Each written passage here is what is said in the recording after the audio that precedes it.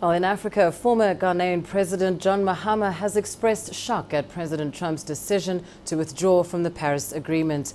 Terming it unbelievable, Mahama said by pulling out of the agreement, the US has abdicated its leadership role in the world. Mahama was among world leaders who backed the historic agreement, promising to implement measures to curtail global warming.